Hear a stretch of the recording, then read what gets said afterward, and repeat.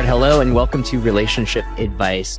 My name is Colter. I'm a licensed professional counselor, and this is a show that is all about all things relationships, how to better connect to the people in your life, whether that is your partner or your friends, your family members, your coworker, and most of all, the most important relationship, which is your relationship with yourself. We think that you cannot be closer to somebody else than you are to yourself. And today, I've got my licensed professional best friend, Lauren Carey, here with me. Cayla is out, and we have a very exciting guest, Stefanos Sifandos. He is an author and transformational advisor. He spent the last 25 years working with people at the highest levels. I'm talking about Olympic athletes, world champion fighters, CEOs, special forces operators, entrepreneurs, and leaders. And what's interesting is that people don't usually come to Stefanos because they're trying to become more successful. They come because success hasn't solved the deeper stuff. How many of us have figured that out, that we get to the mountain peak, we have all the success, but then the things that matter the most in our life aren't necessarily going the way we want them to. We feel lonely, we feel disconnected, and these patterns keep repeating. The gap between the person that we present to the world and the person we actually feel like inside. And so Stefanos brings together behavioral science, trauma work, somatic awareness. Lauren, you can get excited about that right now if you want to, and spirituality to help people move beyond just performing well and living with more freedom, depth, and connection. His new book is Tuned In and Turned On, and it's available at tunedinandturnedonbook.com. Stefanos, we've got an audience that is tuned in. I don't know if they're turned on right now, but perhaps by the end of the episode, they will be. So Stefanos, how are you doing? Oh, I'm very well. Thank you for that wonderful introduction. I appreciate it. And it's great to be here with you both. Yeah. We're really excited to chat with you today. I was just telling Colter before we got on this chat to have our conversation, I'm like, I know this is an episode that so many women are going to want to listen to be like, explain the men in my life. And so I have lots of questions on behalf of the women. I know Colter and I also both work with a lot of men too, and would love to try to prime this from the beginning. Like, how do we get the men interested in this conversation as well? Yeah, I think when a pain point is big enough in someone's life, and when we have a vision of where we want to go, and the life that we're living isn't matching that, we either do, I think in my experience, we do one of two things. We avoid, right? And so we can avoid in pushing harder, doing the same thing over and over again. What's the definition of insanity? Doing the same thing over and over again and expecting a different result, right? Or we surrender and we say, I can't do this on my own. I need support, whether that's leaning into God, a higher version or aspect of ourselves, literally going to therapy, seeking guidance, a coach, leaning into our friendships, into our peer groups. But the pain needs to be bigger. So the pain of what's happening in the now needs to be bigger than the pain of the unknown. Mm-hmm. And if it's not, we just won't change. And we won't shift towards deeper transformation. Because what's often really scary, what's often really scary is the unknown. Because if I do things differently, where does it actually take me? I may end up in a worse position, better the devil I know. Right. I want to unpack that a little bit. I've never heard someone say it like that before, that the pain, what was it? The pain of the now has to be greater than the pain of the unknown. It almost kind of sounds like a rock bottom type of analogy to me. Is that where you're going? Yes, in a sense, it's like again, my experience of our humanity on this very short time that I've been on this planet, 44 years, and experiencing my own life, is that the consciousness of our humanity, it is not the only way to transform and change and to move out of undesirable states or pain or discomfort, or immense discomfort, or behavioral patterns and relational patterns and life patterns that aren't serving us, habits. But if we don't hit rock bottom, and the rock bottom has to be bigger than the pain, than the perceived pain of the unknown if we do something different in our lives. And if that rock bottom isn't big enough, we just won't change. And I don't think that's the only way to change, by the way.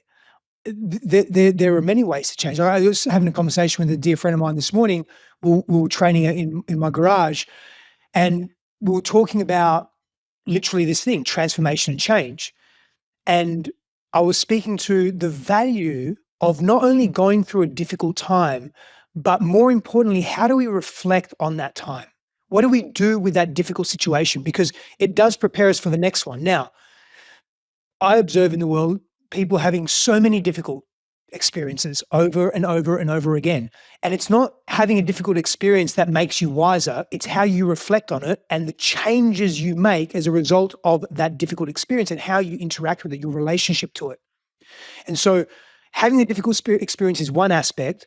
Choosing differently is another. And if we don't, it doesn't set up our lives for greater grace.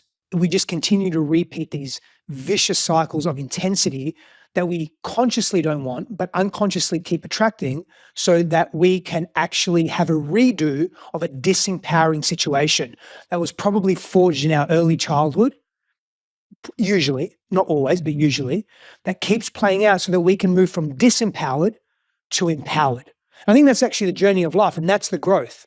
We move from disempowered states, perceived and actual, into empowered states. And when we're empowered, we now can grow. We grow out of things that don't serve us. We grow out of pain and fear, and we grow out of contracted experiences into greater expansion. Again, my experience of life. I'm really interested, Stefanos, as you're describing, like there's the rock bottom, like when your pain of the present is greater than the pain of perceived risk, the pain of perceived unknown. You said that's not the only way to change. So I'm really curious because I know that I see clients all the time who will come in and they're like, the pain of the present is bad. Like I want it to change, but it's like not bad enough that they can kind of overcome that. So I'm curious, maybe where you start with people or some of the other routes that you just like how you describe them when it's like, okay, maybe you're not at that total rock bottom. Again, what I understood as your original question is, okay, so if rock bottom isn't the only way, two parts to that, experiencing, because a lot of people don't change after rock bottom. I mean, I experienced many rock bottoms in my life, many intense experiences. I didn't change. It wasn't until one that actually happened was that I made the decision, and maybe without all the previous ones, I wouldn't have made that change in that moment either. But again, it's how we interact with that rock bottom experience. And the courage that we need to develop in order to be different. But what I heard you ask was, well, if it's not rock bottom, what are the other ways that we can change it? It's actually quite simple, just extremely difficult to do. For example, a client comes to you and says, I keep choosing unavailable men. And you say, stop. Okay, I'll stop. It's as simple as that. Right. Stop doing that. Stop choosing unavailable men. You know what they look like? Yeah, I do. Like you see the Not problem. aesthetically, but do you recognize the patterns and the behavioral traits? Yeah, I do. Okay, list them. A, B, C, D, E. They're non-attentive, they gaslight, whatever it is, right? Oh, they remind me of my father. Oh, ding, ding, ding. Okay, so you know all this and you recognize it. How quickly do you recognize it? Oh, I can recognize it within like a few weeks of dating this person or exploring a relationship. Okay, great. So just stop after that. Okay, I'll stop. Do people do? How many people do that? It's very, very rare. So that's my point. Like the ways to change and the ways to be different are all available to us. It doesn't have to be through the experience of pain and rock bottom and despair and destitute. It doesn't have to be like that, but it often is, because we often need that intensity, because we whether we grew up with outwardly projected intensities such as volatility, violence, like physical violence, abuse, sexual, emotional, etc., or whether we're just quietly living in desperation, it's an intensity that we experience. Low self-worth, insecurity, etc. So we need contrast to be able to, we need to be in a familiar environment, but we need enough contrast to slingshot out of that. And so often what you'll find is that people are so addicted. Again, I'll just speak for myself. Like I was so addicted, and even still am now.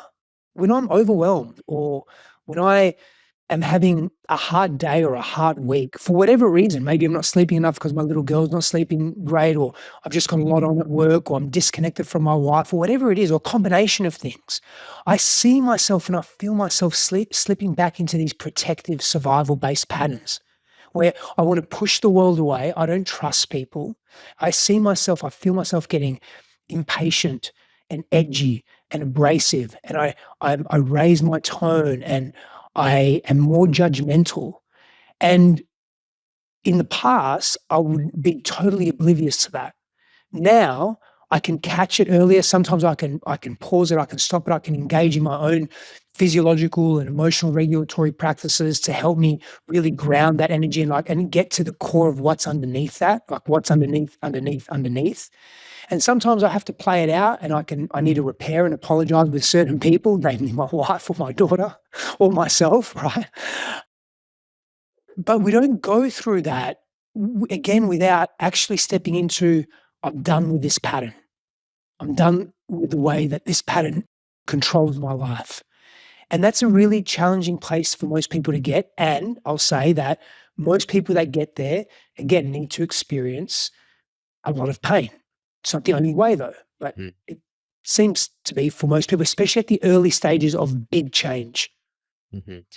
I think that people could hear that, and I would love to hear you tease this out a little bit, because let's say someone's listening out there and they have a partner who is shutting down, withdrawing emotionally, and then we hear this like, well, they need to reach rock bottom, or they need to reach this bigger point of pain. Sometimes people I think can hear like, so I need to get to the point that like I've left them, like they have lost everything. And I don't think that's what you're saying, because because I don't think that's true. Because not everybody needs to get to that point. Like everybody has left me. But sometimes people can hear like, well, what are my options? Like, what do I need to do to create more pain in this situation for this person? And how far does it have to go? Do I have to literally threaten to exit the relationship, or actually exit the relationship for a time? Like, do you understand what I'm asking? How can you tease that apart a bit? So I think part of what you're suggesting may be very, very true for that couple and those people in their pattern, right? In the way that their wounds are complementing each other. But that's not the only way it needs to be. That's not the only path to take. And when we talk about rock bottom, it's not about, let's not compare rock bottoms or trauma here either, or intensity. Let's not even compare intensity. So it doesn't have to be as big as, oh, I need to leave them, they need to lose everything, they've built $500 million net worth and they have to go to zero in order to change the way that they relate to women, as an example, or whatever it may be. No. I'm talking about perception. I'm talking about, again, it's very subjective. So the perceived pain that you experience of change, right, needs to be less. That fear of the unknown needs to be less than the pain that you're experiencing now. And we can replace the word pain with habits and patterns that don't serve us, ways of being in the world that we've had enough of. And you can keep saying, hey, I've had enough of the way I'm being. I've had enough of the way that I shut down in conflict. I've had enough of the way that I womanize. I've had enough of the way that I'm really anxiously attached and I'm insecure and I become desperate and needy and clingy. You can say that all fucking day. But unless you're actually sick and tired of being sick and tired and you're willing to make change, nothing changes. It's really as simple as that. And so it's an internal mechanism. It's not an external thing. My whole life has to physically fall apart. And if I rank it, poverty in a developing nation versus me losing my livelihood, you're not ranking it externally. It's got nothing to do with what's happening in your external life. That is a byproduct of your internal self. And so you've got to get to a place within you that says, I'm genuinely done with this pattern. And that means I'm going to have to face my ego in a way I haven't before. I'm going to have to make changes that are going to be really uncomfortable. And that may mean more honest conversations. That may mean healthy boundaries. That may mean being more truthful. It 100% all of the time, absolutely, and I'm using absolute language, means being more truthful with yourself and the world around you and the people that matter most to you. How you do that, it's another conversation, but it's being more truthful, deeper in your truth. But if we don't actually arrive at a place within ourselves that says, I'm genuinely done with this, and now I'm going to take action on it, and I don't know where to start, so I'm a relational being, I'll seek help, right, and get some guidance because I can't see the forest for the trees, nothing changes. So your whole world doesn't have to physically fall apart. You just have to make the choice that, hey, these broken relationships, I'm the common denominator, and I'm really sad that I feel lonely and I need some help and I've had enough.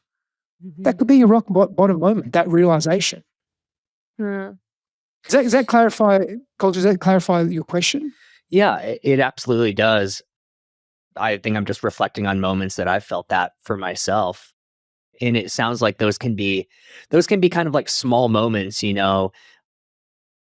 like walking in the door and your kids and your partner don't want to say hi to you or aren't excited that you've gotten home. You're like, "Oh my gosh, like when did this happen? Or how long has this been happening? This is not what I want it to be. Like this is not what I want life to look like." I'm reflecting on that because that is generally not how I arrive home. Usually I arrive home to chaos in my house. But yesterday I got home and that's exactly how it was. And I was like, hello. And my wife and kids had been in the pool all day, I guess, and it was like 110 degrees out there. She's like, we are wiped out right now. So I was like, I'm just kind of thinking about, those sorts of moments, though, I have had in my life where I'm like, this isn't what I wanted. This isn't how I expected it to be. This wasn't the picture I had in my mind. So I think that does clarify it really well. Well, that examples are beautiful, that example. So in that moment, anyone that can relate to that or a moment similar to that, such as walking into the office that you work at and you've been in this job for X amount of years, and you walk in and your heart just sinks into the ground and you're just so dissatisfied and so disconnected and so unhappy. In that moment, that can be a rock bottom moment if you choose. I mean, it can be a rock bottom moment, it can be a devastating moment irrespective, but it can be something that becomes a catalyst for change if instead of just the next day coming back and having the same feeling and doing nothing about it and playing that victim role and reinforcing these patterns that you're playing out, such as desperation, deep visceral sadness, like depression, because maybe you grew up with that. Maybe your mother was disassociated and an alcoholic. Maybe your father was physically absent. And so now you're just absent from yourself and you just keep playing these patterns out. So instead of actually just going back to work the next day, no, I'm not saying, okay, fuck it, it's Friday, I'm going to quit, I'm going to burn the bridges.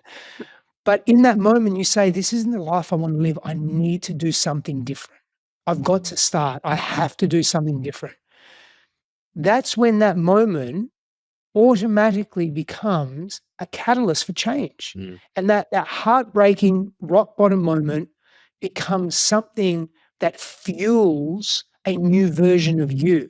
And it just has to be one step. Like, what's one step? What's one thing that I can do differently? And maybe part of it is, okay, let me just see the good. Let me see what's working in this workplace. That could be that perception shift could be one step towards a better version of you. Doesn't mean you're going to stay there forever. And for some people, I will say this, maybe it is literally quitting in that moment. Maybe that's what your life path needs. I personally do not claim to know everything. I know very little. The more I think I know, the less I actually know. And one thing I can safely say I think I know is that there are so many unknown forces and variables that impact the decisions we make and who we are as people and our life path and the things that we're destined for and meant to have and not meant to have and all of that. It's infinite almost. And we can't predict any of that. And so maybe for that person it is to quit right there and then. Maybe not. Maybe they do that and they plummet into more severe depression. But that's the point, right? Like, we are so scared of what we don't know. And we're so scared to take risks that we will rather stay in misery than take a risk and find out and back ourselves and believe in our own capabilities. That's why we admire, as a society, we admire the, successful people, leaders, athletes, heads of large corporations doing big things in the world. I mean, I know we have also a disdain for some of those things as well, but we generally admire people that achieve unique things in the world because what they're reflecting back to us is courage and a confidence that we are seeking often within ourselves. I would really love to hear you unpack, Stefanos, because I think about how much of the work I do is in group therapy. And with men in particular, I see this experience where men will come into a group setting, usually a bit apprehensive. And it's when they start hearing other humans, not always just other men, but especially if they have the chance to hear other men share. And when they get the chance to start sharing, that like being able to hear others reflect and realize, oh, like I am not alone with some of these experiences. And it is very powerful to hear other people share about some of the things going on under the surface. And so I would really love to hear you share a little bit when somebody hits this moment where they're like, okay, I'm ready to reflect. Like what have you learned are some of the things that are often going on under the surface, especially for men who maybe are more like emotionally shut down in their relationships? And fear, sadness, mistrust of other humans, mistrust of intimacy, loneliness is really what's even deep rage at the world, at their parents, at themselves, at life, at other people that they've suppressed and repressed, and they don't know what to do with it and how to be with it. Deep insecurity and shame. Shame's a big one as well. Now, I'm generalizing now, and more specifically, so many men aren't taught how to feel and how to be with their emotions, not even how to be with anger in a healthier way, not even know how with their frustrations. There's such a distorted view of how we relate to each other. And so when a man, that mistrust piece is big. Very few men trust other men, largely because they didn't get that from the primary masculine figure in their lives, their fathers. And this isn't, I want to be very clear on something here. I'll talk about mother wounds and father wounds, and these aren't clinical diagnoses, of course. They're just afflictions. They're patterns and experiences that we have, and they're characterized in certain ways. But which is almost inevitable, when our experience of the feminine and masculine, or men and women, is ruptured, because humans are infallible, we're imperfect, right? And so often babies are having babies. Even me, like I had my child, I was 40 years old when I became a father, but I'm learning so much. Like, I mean, if I was in my 20s, I'm sure I would have been even more immature. But there's even as established as I am within my own psyche, my personality, and all those things, my spirituality, like I'm still learning and growing through so much. And there are times where I don't behave in the way that is ideal, so to speak. So I'm still learning and growing as a human. I think we all are. But my point in that is that when men aren't, when there's a rupture and they don't know how to heal that because they're not taught how to be with their emotions, they're not taught how to make that whole, that mistrust festers, it grows, it compounds, it becomes really ugly. And men will just continue to push men away. And then you couple that with social dialogue or rhetoric, like such as, real men don't cry, as an example, one that we all know. And, men need to dominate. We need to show how assertive we are and how strong we are. You sort of, relationally, men get lost. And they don't know how to be themselves. And being vulnerable has either been dangerous, it's been not taught, so it feels awkward within their bodies. Being real and truthful feels awkward. And they wear so many masks. We as people wear so many masks over the years to compensate for our own inadequacies and to also meet what we think the in-group around us is wanting from us, that we acquiesce and we lose ourselves. So when we come into a group setting, we see other humans be courageous, which we admire, and lead with confidence and lead with vulnerability, we realize that, oh, that person is also feeling lonely. That person also had a really strained relationship with dad. I'm actually not alone, because men aren't taught or told to talk about this. They're not encouraged to. So they feel alone because they think they're alone, but they're not. So now we start carrying the load in a different way. And it's a great reprieve and relief to, man, I'm just not alone. Yeah. I've seen people make that exhale so many times. We always think like, oh, if I disclose this, if I talk about it in some way, it's going to be too painful. And Or I'll sometimes be it is. hated, I'll be ridiculed, I'll be exiled. Yeah.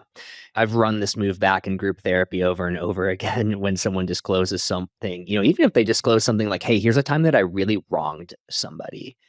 And then we ask the group, what's it like to hear this being said? They almost always say, I feel closer to you now. I'm glad you shared that. Even if it's something like, here's a time that I hurt somebody, time I cheated, or whatever it was, people say, I'm glad that you said that. And then I always reflect back to the person, what do you think was going to happen When you shared that, did you think it was going to create more connection with people or less connection? People always predict that it's going to create less connection. It's going to distance me from people, but they just feel like they got to get it out or something. And they're so often surprised to find that it actually creates more connection and more of a pathway to healing. Yeah, agreed. Yeah. As you were describing just like how many layers and how much depth there is underneath what we might just see on the surface as this like emotional shutdown. I have also heard, I think women sometimes who are like, okay, so like you weren't taught about your emotions and you weren't taught what to do. So just like go learn about your emotions or like just talk to me about them. Like I'm safe. If you trust me, if you love me, you should be able to open up with me. Like what wisdom might you offer to maybe a female partner who needs more understanding of like the complexity of what really can be going on within all of that insecurity and fear and mistrust around intimacy that you were just talking about? It's important there's reciprocity in meeting each other with an understanding that complexity lives within all of us. Mhm. And historically, we all have our trials and tribulations, and we all have different pain that we're harboring or fears that we're holding on to or patterns that have been developed from a need to protect ourselves psychologically, relationally, physically. And we can be pretty bound to those patterns. They're survival strategies, right? Mhm. And that non-judgment and compassion goes a very long way. It's easier to be aware of it now, but when we're in a conflict that is triggering or activating that protector part of us, it's far more difficult to access it in real time. It's far more difficult to remain calm and regulated and inquisitive and want to listen to your partner Mhm. and want to really hear them and be compassionate and practice non-judgment and attune to them and repeat back to them and own your experience and all those wonderful things that healthy communication entails. Like in the moment, it's really difficult. And in your question, I've responded to it, but I'll be even a little more direct now. Mhm. What you suggested, I don't think is wrong. It's not wrong for a partner to, and let me be very clear on something as well. When I say that, hey, majority of men haven't been taught how to emotionally regulate and be connected to their emotional internal guidance system. That's not making an excuse because again, I absolutely agree with you. Men have the opportunity to go and pursue that, to go and learn how to regulate themselves and prioritize this part of them that exists in our own humanity, every human, irrespective of your gender, Mhm. right? Whether you're male or female. And so they have the responsibility to pursue that so they can be more relationally connected to themselves, more attuned to themselves, more self-aware, which goes a very long way in life and also in relationships. And it's not wrong for a partner to say, hey, you can trust me. But what's important to understand is that while the partner is saying that and she means that and she's genuine and the man wants to, often the protector part is just too locked in. Mhm. And again, maybe it never shifts. And that's a decision that you both get to make as partnership. Do we stay together? Does all the other great things in the relationship outweigh this disconnection that we have? Am I willing to wait? These are personal questions that she gets to ask. But what she can ultimately do is practice non-judgment and compassion and keep meeting him with gentleness and keep showing him what's possible. But that's not guaranteed to change him or give him more access to his own emotional body. He has to do his work. The invitation can be there, but he has to do his work. And at the end of the day, you get to make a choice whether you want to wait, how patient you want to be, how important that is to you. It's a very personal, subjective decision. But again, to answer directly to your question is like encourage, but I always often advise do not coach your partner. Do not be your partner's therapist. So speak from your experience. Lead in what you desire. So if you desire vulnerability and compassion and gentleness, lead more with that. Right? Give him examples of what it looks like, and then even make connections. Say, "Hey, when I did that, how did you feel?" Or Mhm. when I behaved this way, when I leaned in and I was really kind with you, what I believe was kindness, I noticed that we got closer. I really liked that. So then he makes that cognitive connection as well. you know.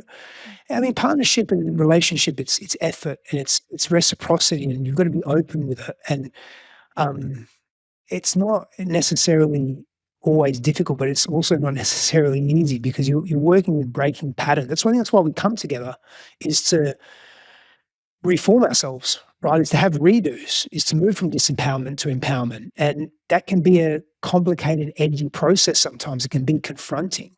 But that's the whole point. Like, can we be different with the confrontation and not hide and be protective, but can we be more open? Mm-hmm. I love how you pointed out, like there were a couple things. You pointed out the complexity of how hard it can be to remain curious and non-judgmental when we ourselves are triggered. It's like if I have a partner, they're my primary attachment figure. So naturally, if I'm experiencing inaccessibility to emotional connection, that's going to trigger my system and make it harder to stay in this like curious, nurturing space. And so I do think as you were saying that, I was like, yeah, I think a lot of times when I hear maybe and I'm just using this example, of like a heterosexual couple where you have a female male dynamic where a female partner is like, oh, well, just trust me and just tell me your emotions and just tell, but it's like if it's coming already from this like pressured place of I just need to get my needs met, that actually can inadvertently keep us in what, we call in our show like a cycle. And I loved too how you said, like, it's not about trying to be your partner's coach or therapist, because I also will hear female partners especially say like, "Well, I don't wanna have to be his mother," like, "I shouldn't have to slow down so much and, like, and mother him through this." But I'm also hearing you say, Stefanos, like, no, it's about reciprocity. It's about, like, willing to continue bringing your own vulnerability and sharing, "Here's what it's like to be me, and here's what I'm noticing," and also holding space to try to understand, "What is it like to be you?"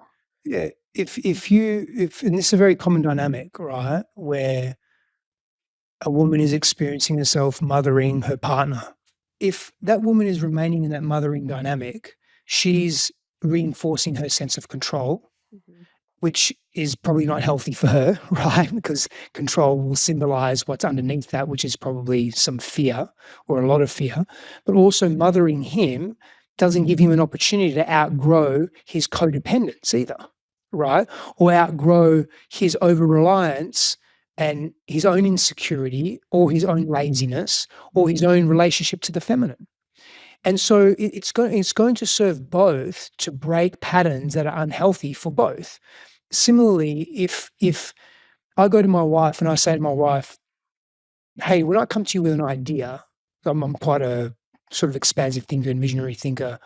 Not that I'm a visionary per se, I just think big, and most of the time my ideas are fairly stupid, not to judge myself, but they're grandiose and just, it's probably not gonna happen, but I get excited. That's just me, right? Like I'm a little kid like that.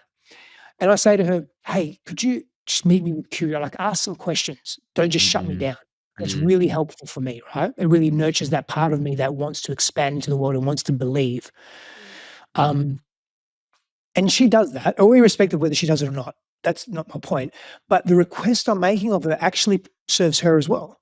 And you'll find that, and it may serve her in the sense that, oh, she can be less hypervigilant, because if she's shutting down an idea, it's maybe because she's worried or scared that it's not going to work and bad things are going to happen in the domino effect. But if she gets more curious, it sort of dims her hypervigilance, so Mhm. she feels more relaxed in her nervous system. So there's something there for her as well. Similarly, when she comes to me and says, "Hey, Steph, I'll really appreciate if you just tone down your intensity.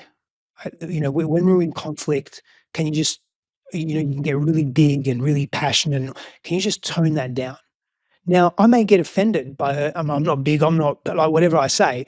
But the reality is that's actually serving me, because instead of me being reactive and trying to be protective of myself for whatever reasons, or lots of different reasons that I'm quite aware of, because I have a sensitivity to rejection or a sensitivity to being wrong, and it's less about ego, and it's more about what happened to me in my past and what I experienced in my past and I was um, how I was bullied and how I was treated at home and all those things.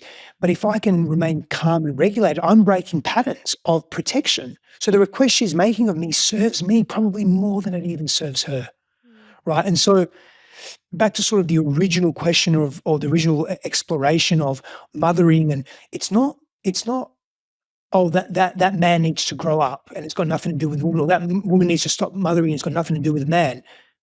It's got to do with both of them. That's why they've come together, to break those patterns. I imagine that when your wife meets you with curiosity, it probably does a couple of things. One, it probably keeps you out of little unnecessary arguments and cycles where you retort back, like, why don't you listen to my ideas? Like, and the other thing it does is it probably helps you be heard and then probably move on from whatever grandiose idea. I'm speaking from experience because this is an exact dynamic my wife and I have had Yeah. many you were times. describing that, and I was like, "Wait, have you met Colter already? Are you?" Yeah, I'm like this is me and my wife, where I'm like, I come up with some idea, whether it's adventure or a new business or something, and if right away she just shuts it down, I get louder because I'm not being heard. But if she kind of engages with it a little bit, it almost kind of it almost just kind of satisfies me a little bit, as to where she's like, okay, he like got it out of his system and now he can like go on and like he'll bring me the next idea 3 days later. He'll probably forget about it at that point. And I think it also does a couple of things. One is that if we respond that way, if we don't push our partner more and more, we kind of show our partner like it's safe for you to engage in ideas with me. It's safe for you to have these discussions with me. I'm not going to push you over the ledge and say, well, we have to do this, and you said you're going to do it, and so we need to make this financial investment or buy these plane tickets or whatever it is. You get to show the person, hey, we can just talk about these things, and they can just be kind of fun to talk about, and they don't all have to grow legs. Agreed. And I think, and we get to that point, and for that very specific example, we build more intimacy with each other. We build more closeness. We build more curiosity. I think that's a really beautiful thing to experience in relationship. I think that curiosity can be such a helpful, almost regulatory skill on the side of the one practicing the curiosity too. I think I've probably used this example on the podcast before, but I think about a time when I was like, I think I was just about to give birth to my first child, and my husband and I had been like renovating we had just bought a new home. We had been renovating the new home. Like, it was a very expensive time in our lives. And, I was like preparing for a huge life transition into parenthood. And I remember one night he was like, I'm thinking about buying a new computer. And immediately I felt myself triggered, like wanting to go into this like lecture and criticize, like, what is wrong with you? Like, are you not aware of all the things going on? And I slowed myself down, and I just remember I asked him, like, what is the time frame in which you're thinking of buying this new computer? And he was like, I don't know, in like the next 2 to 4 years. And I was like, oh, I do not need to freak out about this right now. This is why we can have in 2 to 4 years. Like, but I historically would have just like spun out there, and then my criticism would have brought defensiveness from him, and we would have gotten into a whole cycle. And so, I think sometimes just reminding ourselves, slow down. It's a great example. It's a similar, it's, in times of constraints, sometimes I like to, so I'm the type of person, if I'm training or something, and I've been training for a very long time, since my late teens, and very consistently, and I like to push the boundaries of my physical capabilities. And if I'm training and I injure myself in a training session, which I don't like, I will go and I'll deliberately keep training to prove to myself that the injury is not that bad. So I'll keep doing the thing that I was doing just to prove to myself the injury is not that bad, right? So similarly, I'm an entrepreneur. There are life cycles to business. There are ebbs and flows, right? And my burn build, like in life, whether it's business or relationship, is nothing like it used to be. But there's just natural ebbs and flows in entrepreneurship as you take risks. And I'm generally a pretty big risk taker, and I've definitely changed my relationship to that over the years, basically largely being with my wife, Christine, because she's very much the opposite, right? And so she doesn't cancel me out, but she helps bring me into more inner equilibrium. But what I like to do is, if I'm in times of constraint, I will go and spend, because I'm proving and showing myself that no, I'm still good. I'm still good. Like I'm denying reality, right? I'm not being in truth. So my point in sharing that is, we will often do that in our own different ways in a relationship. And if we can meet ourselves and each other in non-judgment, and like you did with your husband, with curiosity instead of, because maybe, in here, and I don't want to project my ways of being onto him, but maybe for him, he realizes that he's in constraint, and he'd rather the computer now to demonstrate, I have that capability. It's okay. I'm not that constrained. But if we can see that and recognize that, we're also healing something within ourselves. Like you healed something within yourself. You made whole something. You changed something. You fundamentally shifted something within you by pausing and asking that question as opposed to panicking and projecting that on him. That's massive. And these are sort of the unknown forces that are playing out in relationship on a day-to-day basis. The person that creates the pill that automatically just slows us down, literally slows internal time down, where we don't panic and go straight to protective pattern and survival pattern, is going to be wealthier than Elon Musk. Way wealthier. We have that pill. It's called Xanax. Small rabbit trail. Steph, I'm just curious. You said you became a father at 40. Either 3 months before your wife gave birth or 3 months after, did you try to take on any big projects like within that time frame? 100%. 100%. Like a fool. I did too. Right before my daughter was born, I decided to personally renovate our closet. And I'm like a 5 out of 10 on the handyman scale, so I can do a few things. Handy you are. And I remember my wife came to me and she looks at me and she goes, "Do you think now was a good time to do this?" And since I knew what she was really asking, I just went, "Yeah, I do. I do think it was a good time." It's good for my ego. It's good for my personality. It almost seems like, I feel like we're going to do another episode on this. I almost feel like that's like the male version of nesting or something, because like we see women do this when a baby is coming, is like they start nesting and preparing the house. Right. Like we had to have my son's nursery put together 6 months before he was born, even though he's going to sleep in our room for the for the next 9 months. I'm like, we're not having it use this for a year and a half, but it's like this women thing of nesting. I almost wonder if there's this male thing of like proving capability or something. It's like, all right, like I'm adding to my household. Like I need to show that I'm a capable providing man, and I need to prove it to myself mostly, not even to anybody else. I almost wonder if that's like the male version of nesting. These are just random thoughts by Colter. We can cut all this out. No, why would you cut any of this out? This is a great exploration. Okay, it's brilliant. Let's keep it in. Yeah, this is very thought-provoking, and I think there's some genuine truth to that. I started I co-founded a men's movement while my wife was pregnant. I'm pretty sure that was during the time. It was ridiculous. And then there was a whole other business and entity and the vision that we had, and we had like 20 guys part of it. There was 3 co-founders, and we had 20 guys that were all part of that. So it was just crazy. And the interesting thing is, to prove your point or to demonstrate some validity to your point at the very least, my other 2 co-founders, we all had kids around the same time. Oh my gosh. And they had already had kids. They already had kids. It was crazy. Is this a thing? Lauren, can you speak to this? Actually, the thing that my brain is still like chewing on is, Stefanos, when you said like reacting to constraint. Yeah. Because I do think about like this paradox, like for us, both as individuals and in relationship, where it's like we're always kind of trying to balance these needs for expansion and freedom and having our own agency to pursue things versus having to use our own self-discipline and boundaries and management of risk. And I think that gets, tenfold harder when we're in relationship, having to consider another person as well. And so I think the example of like, we're preparing for a big life change.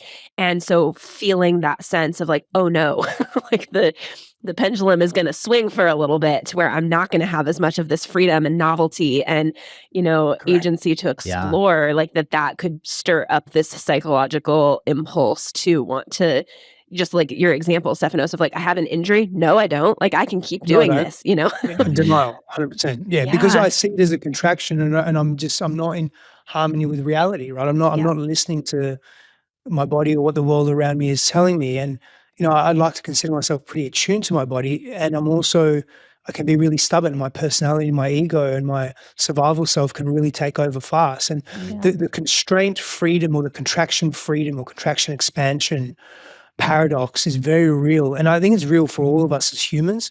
I will say probably particularly men. In the deeper work I've done with men, like that's the paradox. We want to be quote unquote free. And there are many ways in which men will describe that. And at the same time, because that yearning for freedom is so strong, we will often create contracted situations where we have to fight for freedom or create freedom, because that's that contrast, right? That's a slingshot effect. Let me create as much contraction in my life as possible. And we see it as self-sabotage. But underneath that is this yearning and desire in this context to be so free that we have to create a sharp contrast of contraction to then prove that we can be free. And it's a constant cycle that occurs until we move into just acceptance and harmony and surrender. I relate to your example, really on all of this, but specifically your example on training, on exercising. My exercise regime isn't, terribly advanced, but I also feel like I'm very in tune with my body. And I've noticed this thing happen quite a few times where like I'll wake up and be like, oh, I kind of feel something like a cold or something coming on a little bit. I'm still going to go to the gym. And then by the end of the day, I'm sick, So like I'm true. full on sick. Crazy. And It's crazy, man. I had read that like a heavy workout can weaken your immune system for the next like 4 hours. And so it almost like allows an opening for the cold to come in. And I've started doing this thing where I've actually started listening to it. Like I would wake up in the morning, I was planning on going to the gym. I feel a little tickle in my throat. Like it's so minimal. It's like 2% there, but I'm like, it feels like it's on the doorstep and I don't go and I don't get sick. And it takes a lot of self-constraint, but when you start seeing it through that lens, you're like, oh, this actually serves me a lot better. It's not making me weak to skip the gym because, oh, I have a little bit of a tickle in my throat. It's just stupid because then I don't get to go to the gym for 7 days because I let myself get sick. And so, I'm always joking about men. Men are like, I'm logical.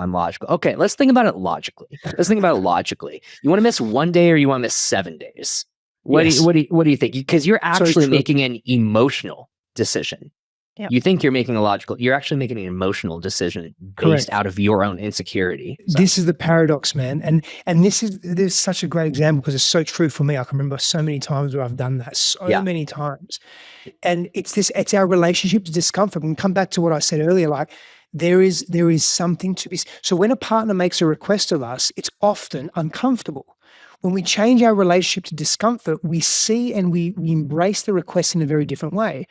If we wake up, I can totally relate to this, and I've got a tickle in my throat, and I say to myself, whatever meaning I have around me training or pushing my body or having that experience or having a compulsion towards the endorphins that are released, whatever it is, right? If I can say to myself in that moment, you know what, maybe I'll go for a slow, long walk today. I'll still move my body. I'll do some stretching. I'll go for a walk. I'm not going to go do a high intensity workout or do a heavy strength training session. I'm just going to rest a little bit. Mm-hmm. And I relax into that discomfort of missing that thing out that I'm attached to. My whole world changes for the better. Mm. But making that decision, that first step towards that's the tough part. Mm-hmm.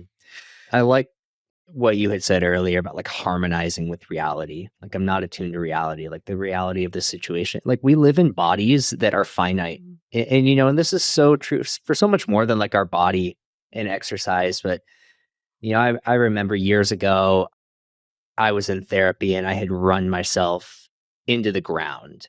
And I had all these things I was working on and trying to do and trying to accomplish. And my therapist looked at me and he goes, "What did you think your limit was?" And I said, "I didn't think I had one." And I don't mean that in too arrogant of a way, like I can accomplish anything. Basically, I thought if I could conceive of something, I could do it. And I wasn't attuned to reality, recognizing that I do have limits. And I wasn't listening to my body, to my mind, to my emotions. And that kind of brings us full circle to, you mentioned at the beginning, picking up on those little cues of irritability, kind of catching those things, nipping them in the bud kind of early on, like, I'm being kind of short with my wife and my daughter right now. What's going on? Let's not wait until this is a crisis. Let's notice these little things when they are happening right now, and then maybe we can avoid rock bottom. I mean, that's the game, man. How mature and beautiful is that? I mean, to me, that just sounds, and I can do it sometimes. And I'll be honest, like I most of the time I don't do it. I have to, it's repair. But we have to, for so many people, and myself included at times, repair is really difficult, right? And we have to have more and more repair to be able to catch it in real time. And we do evolve with it, and we've got to trust that process. The majority of us will evolve with it, and we will get better, and we will be able to catch it in real time and make more sincere, meaningful, neurobiophysical changes and psychological and relational changes in the relationship and in self in real time. And like anything worth pursuing, anything worth of any value, it requires a substantial amount of effort and patience and all these other virtues that philosophers and great humans have been speaking to for millennia upon millennia. Yeah. Nothing new. I don't think we're speaking to anything new. I'm definitely not. I may be saying it in a slightly different way, but this stuff is, you just go back to ancient texts. It's all there. Yeah. Yeah. I mean, we're talking about stuff that people have been talking about for forever, which always leads me to believe that we're kind of on the right track. I'm conscious of our time. I feel like we could do another hour here if we wanted to. We'll probably have to have you back on the show. Maybe just me and you to just like talk about men and the stupid decisions that we'll we get Cayla make. in here to. Yeah, let's get Cayla. Yeah, we've got another host, and she would have had a lot to say about all of this. So, Steph, I'm curious. Where can people find you? Where can they work with you? What are you doing? What are you up to these days? Thank you for asking. So you mentioned my book very graciously at the beginning. That's just been released with Hay House in February. So tuned in and turnedonbook.com. There are a stack of bonuses that are available with that book right now. Get the audio book because there's even more bonuses because I read that a year after I finished writing the book or thereabouts. And so I just added so much more to it because I felt I'd learned so much more, during that time frame. If you want to work with me, coachwithsteph.com. You can find me on social media, YouTube, Instagram, Facebook, etc. At Stefanos Sifandos. Yeah, and you can reach out to me through any of those channels. And the book definitely covers so much of what we spoke to today. But there's just briefly, there's three main components to the book. It really addresses the inner self and how, as adults, why are we the way we are as adults? And then how do we remedy that? Meaning that if we don't like how we behave and we don't like the way we show up in certain situations with ourselves and with others, how do we actually make tangible changes towards a better version of self? And what's it actually connected to so that we can apply more compassion, non-judgment, and love towards ourselves? And that's the first. If the book was split in three sections, that's the first part of the book. The second part is speaking to them, bringing that new version of self that's more empowered into relationship and intimacy, and how that completely enhances your life and how that's a massive catalyst for growth and a vehicle for change, and which leads us into the next part of the book, the last part, which is relationships fundamentally are the greatest accelerator to find, discover, rediscover, remember God, remember your true self, and to have the most expanded life possible. And so there's sort of the three parts there. The book is full of tools, practical tools, and ways to really help yourself. Multiple client stories from 25 years of working with clients. I share a lot of my own personal story as well. I'm very open and real and vulnerable in that book. Yeah, that's the essence of the book. And so if that interests you, tuned in and turnedonbook.com. Tuned in and turnedonbook.com. All right. I love it. I think that's a good place for us to land our plane for today. Steph, thanks so much. Thank you. Yes, thank you. This was a pleasure.